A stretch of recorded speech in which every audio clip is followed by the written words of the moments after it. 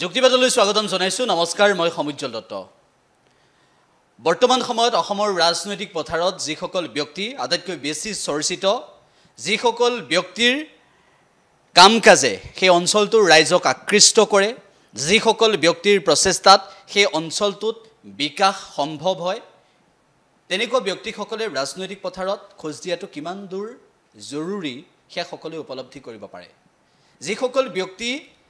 প্ৰচাৰৰ পৰা আঁতৰত থাকে কিন্তু সেই ব্যক্তিসকলে কেনেদৰে নিৰৱচ্ছিন্নভাৱে এটা ৰাজনৈতিক দলৰ আদৰ্শক আগত ৰাখি কেনেদৰে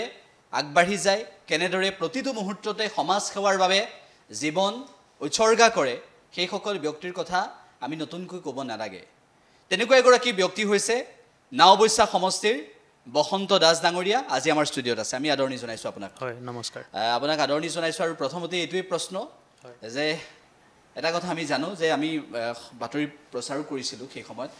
কোভিডৰ সময়তেই হওক বা তাৰ পৰৱৰ্তী সময়তেই হওক বিভিন্ন সময়ত আপোনাক দেখো ৰাইজৰ মাজত থাকে এতিয়া বিষয়টো এনেকুৱা ধৰণৰ যে কোভিডৰ সময়ত ৰাইজৰ কাষে কাষে যিটো এটা দুৰ্যোগপূৰ্ণ সময় আছিল দেশৰ বাবে সমগ্ৰ বিশ্বই এটা কেনেকুৱা মহামাৰীৰ পৰা ৰক্ষা পাবলগীয়া এটা পৰিস্থিতি হৈছিল সেয়া সকলোৱে জানে তাৰ পৰৱৰ্তী সময়ত যেতিয়া আপুনি নাওবৈছাতেই হওক বা এই লখিমপুৰৰ বিভিন্ন প্ৰান্ততেই হওক সেই যেনেদৰে আপোনাৰ নিজৰ কষ্টৰে কাম কৰি গৈ থাকে বা নিজৰ টকাৰে নিজৰ সাঁচতীয়া টকাৰে যেতিয়া এটা পথ নিৰ্মাণ কৰি আপুনি ৰাইজৰ বাবে মানে ৰাইজৰ সহায়ৰ বাবে যদি আপুনি চেষ্টা কৰে সেইখিনি আপুনি কৰি আহিছে আমি দেখিছোঁ আৰু আমি বাতৰি প্ৰচাৰ কৰিছিলোঁ এতিয়া বিষয়টো এনেকুৱা ধৰণৰ যে বসন্ত দাস ডাঙৰীয়াই এইবোৰ কৰি ভাল পায়নে নে মানে কি কেনেদৰে এইবোৰৰ প্ৰতি আগ্ৰহী হ'ল হয় নিশ্চিত ৰাইজৰ লগত থাকি মানুহৰ বাবে কাম কৰিবলৈ নিজৰ এটা যিটো উৎসাহ এইটো নিজৰ অন্তৰ পৰা উৎসাহ এটা আছে আৰু ভাল লাগে নিশ্চয় সেইটো কাৰণে ৰাইজৰ লগত থাকি কাম কৰি যাওঁ আৰু মই এটা কথা কৈছোঁ যিহেতু আমি কেমেৰাৰ সন্মুখতে আছোঁ গতিকে কেমেৰাৰ সন্মুখত ইমান এটা আহি থকা নহয় কাৰণ আপুনি কামৰ প্ৰতি বিশেষভাৱে গুৰুত্ব প্ৰদান কৰে আজি আপুনি ষ্টুডিঅ'ত উপস্থিত আছে সেইবাবে আমি দুটামান কথা পাতিম বৰ্তমান সময়ৰ যিটো ৰাজনৈতিক অৱস্থা এগৰাকী ৰাজনৈতিক ব্যক্তি হিচাপে আপোনাক সেই প্ৰশ্নকেইটা আপোনাৰ পৰা জানিব বিচাৰিম এগৰাকী ৰাজনৈতিক নেতা হিচাপে বৰ্তমান সময়ত বিজেপিক প্ৰত্যাহ্বান জনাব পৰা অসমত কিবা বিৰোধী শক্তি আহিব পাৰিব বুলি আপুনি ভাবেনে তেনেকুৱাটো নাই এতিয়া সম্ভৱেই নহয় কাৰণ বিজেপি চৰকাৰখনত মাননীয় মুখ্যমন্ত্ৰী ডক্টৰ হিমন্ত বিশ্ব শৰ্মা ডাঙৰীয়াৰ নেতৃত্বত যেনেধৰণে কাম কৰি আছে তেনেকৈ কাম কৰিলে ইয়াতো বিৰোধী আছে বুলি মানুহে নাভাবেই বিৰোধী নায়েই বৰ্তমান বিৰোধী শূন্য আৰু পৰৱৰ্তী সময়ত আপুনি চাব 2024ত বিৰোধীয়ে কেইখন চিট পায় আৰু শাসকীয় দল ভাৰতীয় জনতা পাৰ্টীয়ে কিমান চিট পাব কমকৈতো এতিয়া 90খনৰ প্লাছ পাব 100 পাবলৈ আছে বিজেপিয়ে কাৰণ ডক্টৰ মুখ্যমন্ত্ৰী হিমন্ত বিশ্ব শৰ্মা ডাঙৰীয়াৰ নেতৃত্বত যেনেধৰণে কাম কৰি আছে আজি গাঁৱৰ ৰাস্তা পথ উন্নয়ন হৈ আছে গাঁৱত দলং বনি আছে গাঁৱত কালভাৰ্ট বনি আছে গাঁৱত খোৱা পানী ব্যৱস্থা হৈছে গাঁৱত শৌচালয় নিৰ্মাণ হৈছে গাঁৱত স্কুল নিৰ্মাণ হৈছে গাঁৱত শিক্ষিত ল'ৰা ছোৱালীসকলক যেনেধৰণে তেওঁ নিযুত মাইনা আঁচনি সেই আঁচনিৰ জৰিয়তে ছাত্ৰীসকলক যিটো আগুৱাই অনাৰ পদক্ষেপ লৈছে এইটো কাৰণে বিৰোধী যে শূন্য এই কথাটো স্পষ্ট ওলাই পৰিছে ঠিক আছে এতিয়া বিষয়টো এনেকুৱা ধৰণৰ 2026 আহি আছে হয় 2024ৰ ফলাফলটো ওলাই গ'ল গতিকে লখিমপুৰত কাৰ কিমান শক্তি সেয়া আমি 2024ত আভাস এটা পালোঁ এতিয়া 2026ৰ সন্মুখত সেই নাওবৈছা সমষ্টিটোৰ যদি আমি সমষ্টি পুনৰ নিৰ্ধাৰণৰ পিছৰ কথাখিনি পাতোঁ সমষ্টি পুনৰ নিৰ্ধাৰণৰ আগত কি আছিল বা সমষ্টি পুনৰ নিৰ্ধাৰণৰ পিছত কি হৈছে আমি সেই কথাখিনি জানো সমষ্টি পুনৰ নিৰ্ধাৰণৰ পিছত সেই সমষ্টিটোক লৈ আপোনাৰ কেনেকুৱা আশা নিশ্চিত নাওবৈছা সমষ্টিটো যিহেতু অনুসূচিত জাতিৰ সংৰক্ষিত এটা সমষ্টি আৰু সেই সমষ্টিটো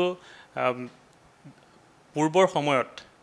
তাত ভাৰতীয় জনতা পাৰ্টীয়ে হওক বা কংগ্ৰেছেই হওক বা এজিপিয়ে হওক তাৰ স্থানীয় এজন মানুহ বিধায়ক হোৱা নাছিলে আজি আপুনি দেখিছে ভৰত নৰ ডাঙৰীয়া তাতে গৈ বিধায়ক হ'ল কিন্তু সমষ্টি 5টা বছৰ শেষ খবৰ হ'ল কিন্তু ভৰত নৰ ডাঙৰীয়াক আজি সমষ্টিবাসী ৰাইজে দেখি নাপালে ক'ত আছে নাজানেও গতিকে তেনেকুৱা মানুহ যদি বিধায়ক হোৱাৰ পিছত সমষ্টিলৈ নাযায় সমষ্টিৰ কথা নাভাবে ৰাইজৰ কথা নাভাবে তেতিয়াহ'লে তেনেকুৱা মানুহকতো ৰাইজে আঁকোৱালি নলয় ন এতিয়া নিশ্চিতভাৱে আমি কাম কৰি আছোঁ ভাৰতীয় জনতা পাৰ্টী দলৰ হৈ আৰু দলে যদি আমাক আগবঢ়াই দিয়ে নিশ্চিতভাৱে সাজু আছোঁ আমি অনুসূচিত ৰাইজৰ বাবে হয় বহুখিনি কৰিবলগীয়া আছে হয় বহুখিনি কৰিব লাগিব আৰু এটা সময়ত আমি এটা কথা উল্লেখ কৰিব পাৰোঁ যে যিটো সময়ত অনুসূচিত ৰাইজৰ বহু দাবী আছে সেই দাবীখিনি পূৰণ কৰাৰ ক্ষেত্ৰত যিটো বিধানসভাত সজোৰে দাবী উত্থাপন হ'ব লাগে বুলি সকলোৱে কৈ থাকে আমি বিভিন্ন সময়ত প্ৰতিবাদী কাৰ্যসূচীও দেখোঁ অনুসূচিত জাতি জনজাতি ছাত্ৰ সংগঠনৰ বা বিভিন্ন সংগঠনৰ আপোনাৰ কেনেধৰণৰ পৰিকল্পনা নিশ্চিত অনুসূচিত জাতিৰ লোকসকলক আগুৱাই আনিবৰ কাৰণে বিধানসভাত সজোৰে কথা ক'লেই নহ'ব চৰকাৰখনৰ লগত থকা মাননীয় মন্ত্ৰীসকল বিধায়কসকলে সেই বিষয়ে মুখ্যমন্ত্ৰী ডাঙৰীয়াৰ লগত আলোচনা কৰি যিখিনি আমাৰ প্ৰয়োজনীয় অনুসূচিত জাতিৰ লোকসকলক আগুৱাই আনিবৰ কাৰণে যিখিনি আঁচনি ল'ব লাগে তেনেকুৱা ধৰণৰ আঁচনি ল'লে মই ভাবোঁ নিশ্চিতভাৱে অনুসূচিত জাতিৰ লোকসকল আগুৱাই আহিব আৰু অনুসূচিত জাতি লাহে লাহে লাহে সাধাৰণ মানুহলৈ পৰিণত হ'ব সাধাৰণ জাতিলৈ পৰিণত হৈ যাব কাৰণ সদায়তো অনুসূচিত জাতি হৈ নাথাকে ন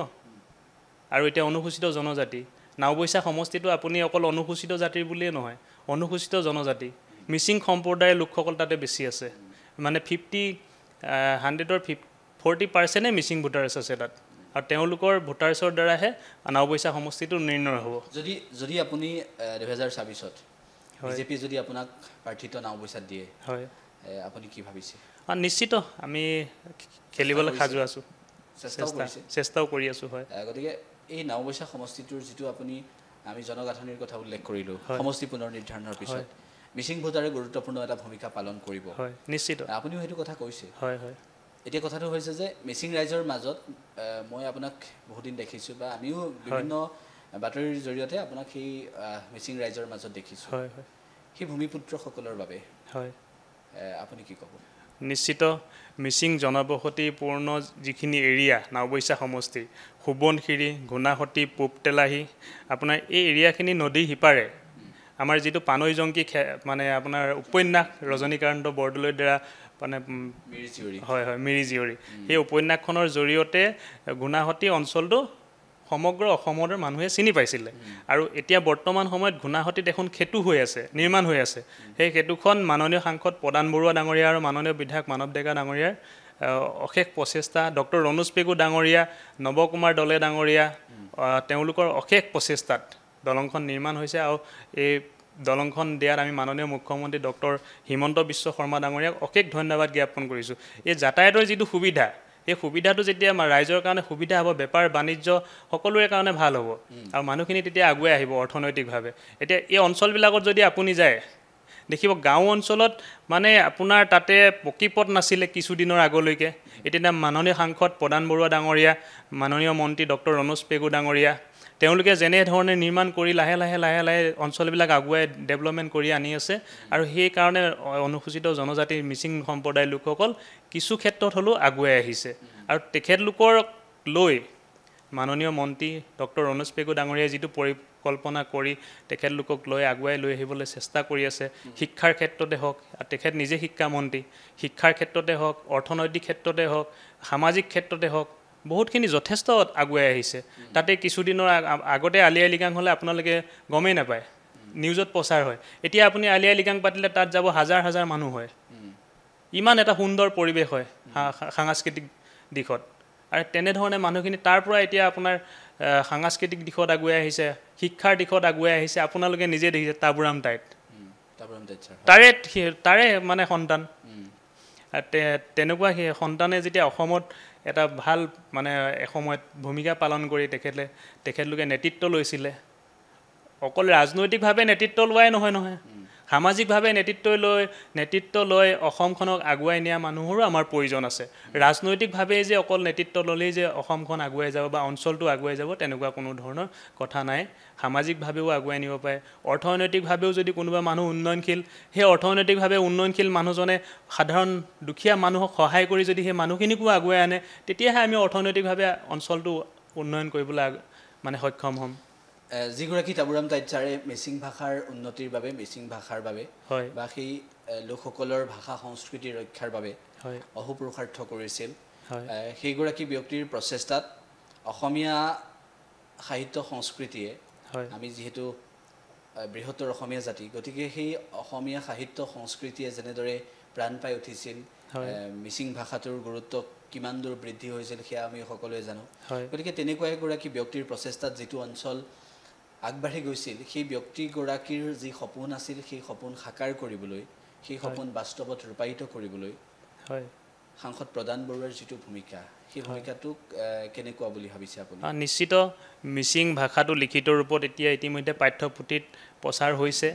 আৰু পাঠ্যপুথিৰ সন্নিৱিষ্ট যেতিয়া হৈছে আৰু মিচিং ভাষাটোৰ আগুৱাই নিয়াৰ ক্ষেত্ৰত মাননীয় সাংসদ প্ৰদান বৰুৱা ডাঙৰীয়া মাননীয় অসমৰ শিক্ষামন্ত্ৰী ডক্টৰ ৰণোজ পেগু ডাঙৰীয়া তেওঁলোকৰ যথেষ্ট অৰিহণা আছে আজি ভুৱন পেগু ডাঙৰীয়া তেওঁ এজন মিচিং সন্তান জোনাই বিধায়ক আপোনাৰ ভুৱন গাম নৱ দলে ডাঙৰীয়া প্ৰাক্তন মন্ত্ৰী তেখেতলোকৰ যথেষ্ট অৰিহণা আছে আৰু সেই সকলো মিচিং জনগোষ্ঠীৰ যিসকল নেতা আছে তেখেতলোকে সকলোৱে আলোচনা কৰিহে মিচিং ভাষাটো পাঠ্যপুথিত লিপিবদ্ধ কৰাৰ যিটো চেষ্টা এইটো মাননীয় ডক্টৰ ৰণোজ পেগু ডাঙৰীয়াই কাৰ্যকৰী কৰিছে মানৱ ডেকাৰ যিটো বৰ্তমান সময়ত ভূমিকা হয় এগৰাকী বিধায়ক হিচাপে তেখেতক আপুনি কেনেকুৱা পায় আৰু তেখেতৰ যিখিনি কাম কাজ সেইখিনি আপুনি কি দৃষ্টিৰে চায় নিশ্চিত তেখেতে যি উন্নয়ন কৰি আছে মাননীয় মুখ্যমন্ত্ৰী ডক্টৰ হিমন্ত বিশ্ব শৰ্মা ডাঙৰীয়া ঘনিষ্ঠ বুলি সকলোৱে জানে আৰু তেখেতে নিজৰ সমষ্টিত যিখিনি কৰিবলগীয়া সেইখিনি কৰি আছে নিশ্চিত এজন তেখেত ভাল মই এটা বিষয় সন্মুখলৈ আনিব বিচাৰিছোঁ যে নামনি সোৱণশিৰি জলবিদ্যুৎ প্ৰকল্পটো হৈ গ'ল হয় সেই প্ৰকল্পটোৰ পিছত সেই লোকসকলে বিভিন্ন সময়ত কিছু লোকে আপত্তি দৰ্শায় এই ক্ষেত্ৰত বিজেপি দলৰ তৰফৰ পৰা বা বৰ্তমানৰ চৰকাৰৰ তৰফৰ পৰা যিখিনি বক্তব্য দিব বিচাৰে আপোনাৰ দৃষ্টিত কি কয় নামনি সোৱণশিৰি জলবিদ্যুৎ প্ৰকল্পৰ জৰিয়তে অসমবাসী লাভান্বিত হ'বনে নহয় নিশ্চিতভাৱে লাভান্বিত হ'ব যিহেতু আমাৰ যেতিয়া নেকি আমাৰ কাৰেণ্ট নাথাকে তেতিয়া বাতৰি প্ৰচাৰ হয় যে চৰকাৰে কাৰেণ্ট কাটিছে কাৰেণ্ট দিব পৰা নাই বিদ্যুৎ নাই তেনেকুৱা ধৰণৰ বিভিন্ন সময়ত বাতৰি প্ৰচাৰ হয় গতিকে জলবিদ্যুৎ প্ৰকল্প এটা বিজ্ঞানসন্মতভাৱে নিৰ্মাণ কৰা যায় আৰু যেতিয়া বিজ্ঞানসন্মতভাৱে নিৰ্মাণ কৰা হয় সেই জলবিদ্যুৎ প্ৰকল্পটো নিৰ্মাণ হ'লে যে ৰাইজৰ তাৰ পৰা ক্ষতি হ'ব এইটো কথা মানে ভাবিব নালাগে কাৰণ কেলৈ ভাবিব নোৱাৰিও কাৰণ বিজ্ঞানসন্মত আজিৰ দিনততো বিজ্ঞানসন্মতভাৱেই প্ৰায়খিনি কাম হৈ আছে আৰু সেইটো নামনি সোৱণশিৰি প্ৰকল্পটো বিজ্ঞানসন্মতভাৱে তৈয়াৰ কৰা হৈছে গতিকে বিৰোধী দলবিলাকে এই কথাটো তেওঁলোকে প্ৰচাৰলৈ আনিব বিচাৰে যে নামনি জলবিদ্যুৎ প্ৰকল্পটো হ'লে আমাৰ কিছু অঞ্চল ক্ষতিগ্ৰস্ত হ'ব তেনেকুৱা কোনো কথা নাই আপুনি লখিমপুৰ আঞ্চলিক পঞ্চায়তৰ উপ সভাপতিৰ দায়িত্ব পালন কৰিছিল সদৌ অসম অনুসূচিত জাতি ছাত্ৰ সন্থাৰ বিত্ত সম্পাদকৰ দায়িত্বও পালন কৰিছিল গতিকে এটা দীৰ্ঘদিনীয়া অভিজ্ঞতা আছে 2012 চনত ভাৰতীয় জনতা পাৰ্টিত যোগদান কৰিলে তাৰ পিছৰ পৰা আজিলৈকে 2012ৰ পিছত 2014 চনত কেন্দ্ৰত প্ৰধানমন্ত্ৰী নৰেন্দ্ৰ মোদীৰ নেতৃত্বত চৰকাৰ আহিলে তাৰ পিছত এই অসমতো 2016ৰ পৰা প্ৰথমতে সৰ্বানন্দ সোণোৱাল নেতৃত্বাধীন চৰকাৰ তাৰ পিছত আমি দেখিলোঁ যে মুখ্যমন্ত্ৰী ডক্টৰ হিমন্ত বিশ্ব শৰ্মা নেতৃত্বাধীন চৰকাৰ হয় তেতিয়াৰ পৰা এতিয়ালৈকে আপোনাৰ যি ৰাজনৈতিক অভিজ্ঞতা হয় আপোনাৰ যি ছাত্ৰ ৰাজনীতিৰ অভিজ্ঞতা সেই অভিজ্ঞতা যদি আপুনি এই মুহূৰ্তত উল্লেখ কৰে কোনকেইটা উল্লেখনীয় দিশৰ কথা আপুনি ক'ব চাওক 2012 চনত আছিলে কংগ্ৰেছ চৰকাৰ সেইখিনি সময়ত যেনেধৰণে কাম কৰিব লাগিছিলে কংগ্ৰেছ চৰকাৰে তেনেধৰণে কাম নকৰাৰ পৰিপ্ৰেক্ষিতত 2014 চনত লোকসভাত ভাৰতীয় জনতা পাৰ্টিয়ে অসমত সংখ্যাগৰিষ্ঠতা আসন পাবলৈ সক্ষম হৈছিলে আৰু তাৰ পৰিপ্ৰেক্ষিতত 2016 চনত মাননীয় মুখ্যমন্ত্ৰী সৰ্বানন্দ সোণোৱাল নেতৃত্বাধীন অসম চৰকাৰ ভাৰতীয় জনতা পাৰ্টি গঠন হৈছিলে আৰু তাৰ লগে লগে যিটো উন্নয়নৰ গতি মানে এশৰ দিশে আগুৱাই যোৱাৰ যিটো মানে লক্ষ্য তেওঁলোকে লৈ কাম কৰিলে আৰু তাৰ পৰিপ্ৰেক্ষিতত আমাৰ মাননীয় মুখ্যমন্ত্ৰী ডক্টৰ হিমন্ত বিশ্ব শৰ্মা ডাঙৰীয়া পৰৱৰ্তী সময়ত মুখ্যমন্ত্ৰী হ'ল এতিয়াও তেনেধৰণে তেওঁলোকে কাম কৰি আছে 2026ত পুনৰ ভাৰতীয় জনতা পাৰ্টি চৰকাৰ হ'ব এইটোতো নিশ্চিত কামেই কয় সেইটো গতিকে চৰকাৰ বিজেপিৰেই হ'ব হয় কিন্তু যিটো কথা আমি উল্লেখ কৰিছোঁ সমষ্টিৰ পুনৰ নিৰ্ধাৰণ হয় এই বিষয়টোক লৈ নাওবৈচাৰ ক্ষেত্ৰত যিটো এটা ভোটৰ সমীকৰণ কৰা হ'ল মিচিং ভোটাৰৰ প্ৰেক্ষাপটটো আপুনি দাঙি ধৰিলে এটা সময় আছিল নাওবৈচা বুলি ক'লে আমি কেনেকুৱা ধৰণৰ এটা সমষ্টিৰ কথা কল্পনা কৰিব পাৰোঁ সেয়া আপোনাক মই এই মুহূৰ্তত অন্ততঃ ক'ব নালাগে কাৰণ আপুনি সেই নাওবৈচা সমষ্টিৰ এগৰাকী স্থানীয় ব্যক্তি স্থানীয় এগৰাকী ভোটাৰ গতিকে সেই সমষ্টিটো পুনৰ নিৰ্ধাৰণৰ পিছত মানুহৰ মনলৈ যিবোৰ ধাৰণা আহিছে যে আগতে তাত যদি কোনোবা মানে ধৰ্মীয় সংখ্যালঘু সংগঠনৰ ধৰ্মীয় সংখ্যালঘু ৰাজনৈতিক দলৰ যদি নেতাই প্ৰতিদ্বন্দ্বিতা কৰে বা কংগ্ৰেছে যিটো সময়ত ধৰ্মীয় সেই ইছলাম ধৰ্মাৱলম্বী লোকসকল বিশেষ ধৰ্মীয় সংখ্যালঘু লোকসকলক লৈ ৰাজনীতি কৰে বুলি চৰ্চা হৈ থাকে ভৰত নৰহ ডাঙৰীয়া যিটো সময়ত জয়ী হৈছিল তাৰ সেই সময়ত কিন্তু পৰাস্ত হোৱা যিগৰাকী দ্বিতীয় স্থানত নেতা আছিল সেইগৰাকীও আছিল এটা সময়ত আমচুৰ সভাপতি আজিজুৰ ৰহমান গতিকে বেছি ভোটত পৰাস্ত হোৱা নাছিল গতিকে সেই সমীকৰণটোৰ পৰা যে আজিৰ সমীকৰণটোলৈ আহিছে কি ক'ব হয় আচলতে চাওক সংখ্যালঘু মানুহে ভাৰতীয় জনতা পাৰ্টিক ভোট নিদিয়ে বুলি কয় তেনেকুৱা কোনো কথা নাই সংখ্যালঘু মানুহে ভাৰতীয় জনতা পাৰ্টিক ভোট দিয়ে আৰু মাননীয় মুখ্যমন্ত্ৰী ডক্টৰ হিমন্ত বিশ্ব শৰ্মা কেন্দ্ৰত প্ৰধানমন্ত্ৰী নৰেন্দ্ৰ মোদী ডাঙৰীয়াৰ নেতৃত্বাধীন চৰকাৰখন আছে আৰু তেওঁলোকৰ যিখিনি কাম কাজ এই কাম কাজখিনি চাই আমাৰ যিখিনি ধৰ্মীয় সংখ্যালঘু লোক আছে তেওঁলোকৰ 20% মানুহে ভোট দিবলৈ আৰম্ভ কৰিছে আৰু লাহে লাহে আমি দেখিছোঁ পঞ্চায়ত নিৰ্বাচনত ভাৰতীয় জনতা পাৰ্টিৰ যদিও এইবাৰ চিম্বলিক ইলেকশ্যন নাছিলে কিন্তু আমাৰ ভাৰতীয় জনতা পাৰ্টিৰ সমৰ্থিত মানুহবিলাকে জয় হৈ আহিছিলে ৱাৰ্ড সদস্য পঞ্চায়ত নিৰ্বাচনত এবাৰ সেই সমষ্টিটো কংগ্ৰেছৰ পৰা বিজেপিৰ হাতলৈ আহিব নিশ্চিত আপুনি প্ৰতিদ্বন্দ্বিতা কৰাটো হয় সাংসদ প্ৰদান বৰুৱা ডাঙৰীয়া বা মানৱ ডেকা ডাঙৰীয়া বা সেই যিসকল নেতাৰ কথা উল্লেখ কৰিলে ভুৱন পেগু ডাঙৰীয়া ৰনোজ পেগু ডাঙৰীয়া হয় যিসকল ৰাজনৈতিক নেতা সেই অঞ্চলটোৰ আছে বা সেই লখিমপুৰৰ বিভিন্ন প্ৰান্তৰ উত্তৰ অসমৰ বিভিন্ন প্ৰান্তৰ কথা আমি যদি উল্লেখ কৰোঁ যিসকলৰ নাম আমি উল্লেখ কৰিব পাৰোঁ তেওঁলোকৰ হয়তো সমৰ্থন বা সহায় নিশ্চিতভাৱে লাগিব আপুনি যদি প্ৰতিদ্বন্দ্বিতা কৰে সাংসদ প্ৰদান বৰুৱা ডাঙৰীয়া আপোনাক কেনেদৰে কি বুলি মানে আগবঢ়াই দিয়াৰ ক্ষেত্ৰত কেনেকুৱা ধৰণৰ পদক্ষেপ ল'ব চাওক সাংসদ প্ৰদান বৰুৱা ডাঙৰীয়া এনেকুৱা এজন সাংসদ তেওঁ আমাৰ বৰ্তমানৰ মুখ্যমন্ত্ৰী ডক্টৰ হিমন্ত বিশ্ব শৰ্মা বিধায়ক নোহোৱা আগতে তেখেত বিধায়ক হৈছে আৰু তেখেত অগপ দলৰ পৰাও বিধায়ক হৈছে তেখেত কংগ্ৰেছৰ পৰাও বিধায়ক হৈছে তেখেত নিৰ্দলীয় বিধায়ক হৈছে তেখেত বিজেপিৰ পৰাও বিধায়ক হৈছে এতিয়া তেখেত সাংসদ হৈ আছে তেখেতৰ এটা দীঘলীয়া পৰিক্ৰমা ৰাজনৈতিক জীৱনত তেখেতৰ পৰা শিকিব লগা আমি বহুত আছে আৰু তেখেতে এনেধৰণে মানুহ তৈয়াৰ কৰি থাকে এনেধৰণে মানুহক নিৰীক্ষণ কৰি থাকে কোনে ভালকৈ সঁচা অৰ্থত কাম কৰিছে তেখেতে তেনেকুৱা মানুহবিলাকক সহায় সহযোগিতা আগবঢ়ায় কিন্তু মোৰ ক্ষেত্ৰত মই এইটো ক'ব বিচৰা নাই তেখেতে মোক সহায় কৰিব আৰু নিশ্চিতভাৱে তেখেতে সঁচা অৰ্থত কাম কৰা মানুহক সহায় কৰিব আৰু দলে যদি আমাক সেইখিনি সময়ত প্ৰাৰ্থিত্ব প্ৰদান কৰে তেতিয়াহ'লে আমি নিশ্চিতভাৱে নাওবৈচা বা খেলিবলৈ সাজু আছোঁ নাওবৈচা বিধানসভা সমষ্টিটোৰ এটা গুৰুত্বপূৰ্ণ অংশ হৈছে ঘূনাসুঁতি হয় যি অঞ্চলটোক লৈ যি ঘূনাসুঁতিক লৈ গান হয় যি ঘূনাসুঁতিক লৈ মিচিং এটা সংস্কৃতি জীপাল হয় যি ঘূনাসুঁতিক লৈ আমাৰ এটা অসমীয়াৰ আৱেগ আছে হয় সেই ঘূনাসুঁতিক লৈ আপোনাৰ কেনেকুৱা অনুভৱ নিশ্চিত মই ঘূনাসুঁতি অঞ্চলটো ঘূনাসুঁতি এৰিয়াখিনি এনেধৰণে মোৰ মনত ভাৱ জাগি উঠে যে অসমৰ যিটো উন্নত সমষ্টি ঘূনাসুঁতিত তেনেধৰণে নিৰ্মাণ কৰি অসমৰ পৰ্যটক বা বাহিৰৰ পৰ্যটকবিলাক ঘূনাসুঁতি অঞ্চললৈ আহিবলগীয়া এটা পৰিৱেশ তৈয়াৰ কৰিবলৈ আমাৰ হৃদয়ত সদায় ভাৱটো জাগি আছে আৰু যদি আমি 2026 যদি আমাক দলে প্ৰাৰ্থিত্ব প্ৰদান কৰে যদি আমি বিধায়ক হওঁ তেতিয়াহ'লে এই নিশ্চিত পৰিকল্পনাবিলাক আমি চৰকাৰৰ লগত আলোচনা কৰিবলৈ চেষ্টা কৰিব লাগিব কাৰণ কেলে এটা পিছপৰা অনুন্নত অঞ্চল আপুনি যদি এতিয়া যায় আপুনি ঘূনাসুঁতি পাৰ হোৱাৰ লগে লগে পুনৰ ঘূৰি আহিবলৈ আপোনাৰ চিন্তা লাগিব যে মই কিমান সময় ঘূনাসুঁতিত থাকিম আৰু কিমান সময়ত ঘূৰি যাব লাগিব আপোনাৰ মনলৈ অকল সেইটোৱে ভাৱ আহি থাকিব মই যদিও মোৰ ঘৰ কাষতে ঘূনাসুঁতি নদীৰ সোৱণশিৰি নদীৰ কাষতে মোৰ গাঁও মহাইজান নাওবৈচা সমষ্টিত আমি এতিয়া নতুনকৈ অন্তৰ্ভুক্ত হৈছোঁ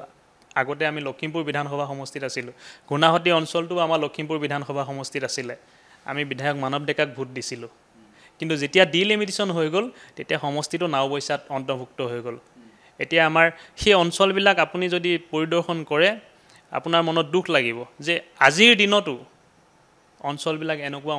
অনুন্নত হৈ আছে নেকি এইখিনি নিশ্চিতভাৱে আমি এতিয়াও লাগি আছোঁ তাৰ ঘূনাসুঁতি অঞ্চলৰ যুৱকসকলে অহৰহ চেষ্টা কৰি আছে ছাত্ৰ সংগঠন TMPকে অহৰহ চেষ্টা কৰি আছে মাননীয় মন্ত্ৰী ডক্টৰ ৰনোজ পেগু ডাঙৰীয়া নৱকুমাৰ দলে ডাঙৰীয়া তেখেতলোকে বহুত চেষ্টা কৰি আছে অঞ্চলসমূহ কেনেকৈ ধৰণে আগুৱাই আনিব পাৰে মনত তেখেতলোকৰ বহুত পৰিকল্পনা আছে কিন্তু কাম কৰাৰ তেখেতলোকে সুবিধা পাইছেহে সেই ঘূনাসুতি কিন্তু অসমৰ পৰ্যটনৰ অন্যতম প্ৰাণকেন্দ্ৰ কৰিব পাৰি পাৰি নিশ্চিত হয় নহয় পাৰি কাৰণ ভৌগোলিক এৰিয়া বহুত ডাঙৰ তাত কাৰণ যি ঘূনাসুতিৰ পৰা আমি অন্যতমৰ সুৰ ভাহি আহে সেই ঘূনাসুতিক আমি পৰ্যটনৰ প্ৰাণকেন্দ্ৰ কৰি আমি পৰ্যটকৰ বাবে মুকলি কৰি দিব পৰা থল আছে বিজেপিয়ে কৰিব পাৰিব নিশ্চিত পাৰিব গতিকে আপুনি যদি সেই সমষ্টিৰ পৰা আপোনাক যদি সেই নাওবৈচা সমষ্টিৰ পৰা বিজেপিয়ে আপোনাক প্ৰাৰ্থিত্ব প্ৰদান কৰে তেনেহ'লে সেই পদক্ষেপটো আপুনি মনতে হয় নাই এইটো মোৰ আজি ভাৱ নহয় মই যেতিয়া সৰুৰ পৰা মই তাতে ডাঙৰ হৈছোঁ ন মই তাতে জন্ম হয় আৰু মই মিচিং মানুহৰ কাষৰে গাঁও মিচিং আৰু আমাৰ মাজত একো পাৰ্থক্য নাই আমি একেলগে যিটো মানে উৎসাহ মনলৈ আহে সেই মিচিংসকলৰ যেনেদৰে আহে আপোনালোকৰো আমাৰ বহাগ বিহু যেনেকৈ হয় তেওঁলোকৰ আলি আই লৃগাঙো আমাৰ তেনেকুৱাই একেই পাৰ্থক্য আমাৰ একো নাই অনুভৱটো একেই আহে আমাৰ বিহু আহিলে তেওঁলোকে একেলগে আমাৰ লগত বিহু কৰে আৰু আলি আই লৃগাং আহিলে আমাৰো সেই একে আমাৰে বিহু মানে এনেকুৱা অসমীয়া জাতি জনগোষ্ঠীৰ অনৈক্যৰ মাজত ঐক্য যে যি মিচিং বড়ো জনগোষ্ঠীয়ে অসমক সেই শতামপুৰুষীয়া সংস্কৃতিবোৰ ধৰি ৰাখি অসম বৃহত্তৰ অসমীয়া জাতিক টনকিয়াল কৰিছে গতিকে নিশ্চিতভাৱে সেই ঘূনাসুতিৰ পৰা এটা নতুন জাগৰণৰ সৃষ্টি হ'ব আৰু সেই নতুন জাগৰণৰ সৃষ্টি হওঁতে বসন্ত দাস ডাঙৰীয়াই নেতৃত্ব ল'ব লাগিব আৰু বসন্ত দাস ডাঙৰীয়াই এই ক্ষেত্ৰত এটা গুৰুত্বপূৰ্ণ ভূমিকা পালন কৰিব লাগিব ৰাজনীতিৰ পথাৰৰ আকৌ বহু কথা আমাৰ সন্মুখলৈ আহে আমি সেই কথাবোৰো আলোচনা কৰোঁ শেহতীয়াভাৱে যিকেইটা ৰাজনৈতিক প্ৰেক্ষাপট অসমৰ পটভূমিত আপুনি দেখিবলৈ পাইছে উচ্ছেদ প্ৰসংগ আহিছে বিভিন্ন প্ৰসংগ আহি পৰিছে সেই উচ্ছেদ প্ৰসংগৰ কথা কওঁতে মই যদি আপোনাক এই মুহূৰ্তত নুসুধোঁ তেনেহ'লে কিছু কথা থাকি যাব সেই এটা বাতৰি প্ৰচাৰ হৈছিল যে গুণগুণহঁতৰ কঠীয়া উভালি পেলালে এনেধৰণৰ এটা বাতৰি প্ৰচাৰ হৈছিল কিছু গঠনমূলক সমালোচনাৰো প্ৰয়োজন আছে গতিকে সেই দৃষ্টিকোণটোক আপুনি সেই কথাখিনিক আপোনালোকে কেনেদৰে কি হৈছিল আচলতে চাওক গুণগুণহঁতৰ ঘৰটো চৰকাৰে এভেকশ্যন কৰা নাছিলে কঠীয়াতলিডোখৰ কৰিছিলে কাৰণ সেই কঠীয়াতলিডোখৰ VGR PGR লেণ্ডত পৰি আছিলে আৰু চৰকাৰে সত্ৰৰ যিবিলাক মাটি বেদখল মুক্ত কৰিব লাগে সেই মাটিবিলাক এভেকশ্যন ক'ৰবাত যদি কৰিব লগা আছে এতিয়াও কৰিব লাগে নাওবৈচা সমষ্টিত আদি এলিঙি মানে পঞ্চায়ত আদি এলিঙি সত্ৰ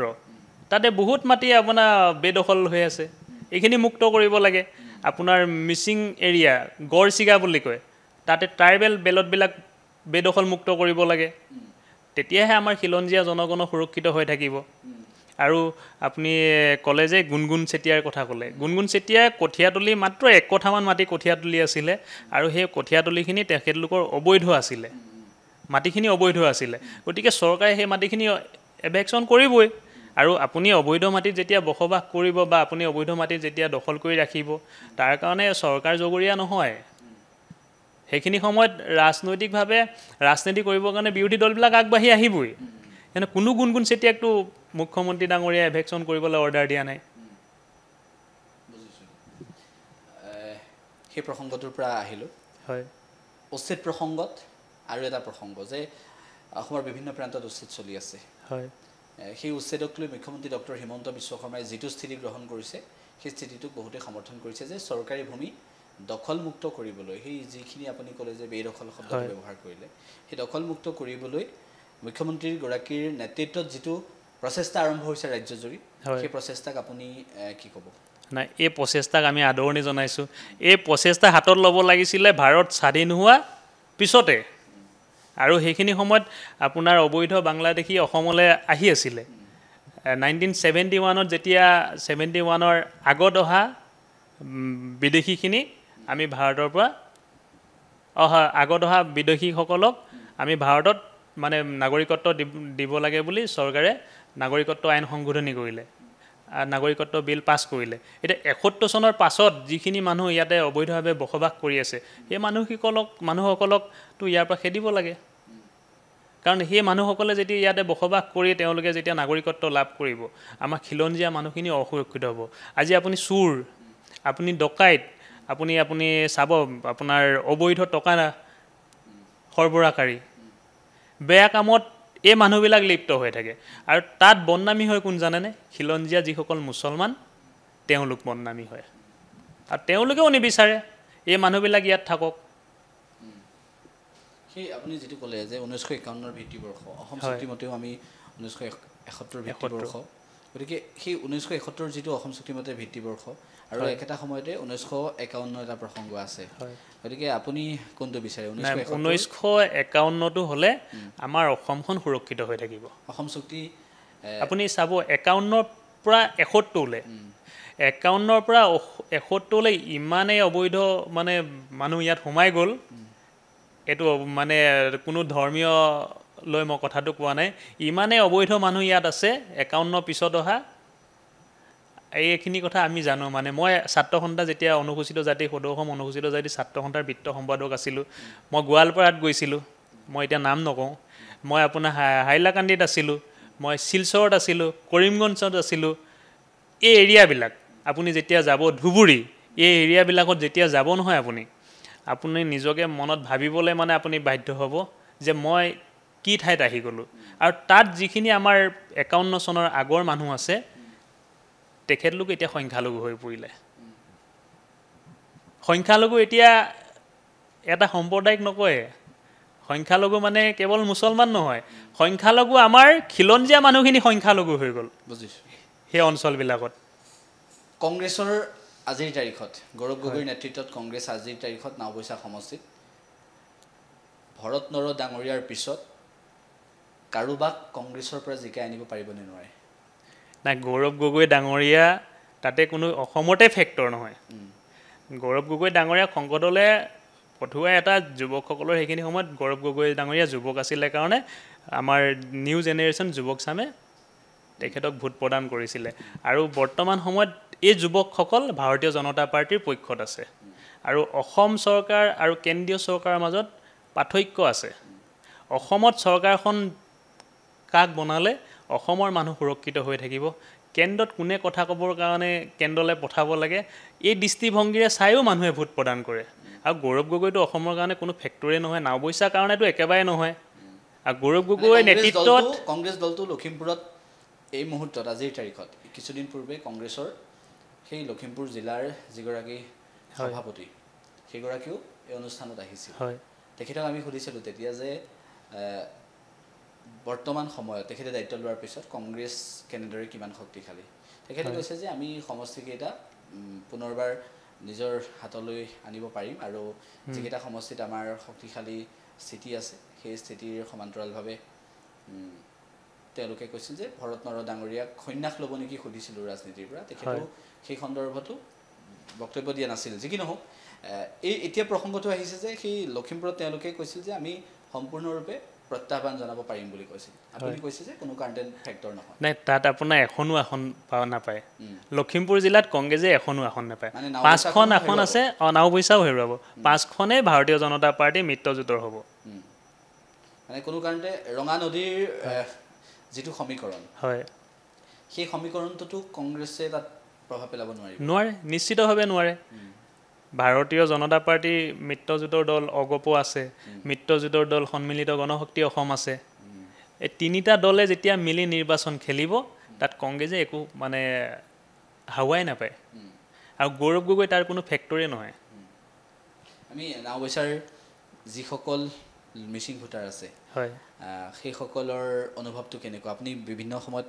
যেহেতু গ্ৰাউণ্ডত আপুনি থাকি কাম কৰে বা আপুনি সেই তৃণমূল পৰ্যায়ৰ লোকসকলৰ সৈতে তেওঁলোকৰ মনৰ কথাবোৰ বুজ লয় তেখেতসকলে কি কয় চাওক ডক্টৰ ৰণোজ পেগু ডাঙৰীয়া নৱকুমাৰ দলে ডাঙৰীয়া ভুৱন পেগু ডাঙৰীয়া যেতিয়ালৈকে ৰাজনৈতিকভাৱে নেতৃত্ব লৈ থাকিব মিচিং সাধাৰণ লোকসকলে তেওঁলোকক অনুসৰণ কৰি ৰাজনীতি কৰি আছে আৰু তেওঁলোক নেতৃত্বত থাকিলেহে এই লোকসকল সুৰক্ষিত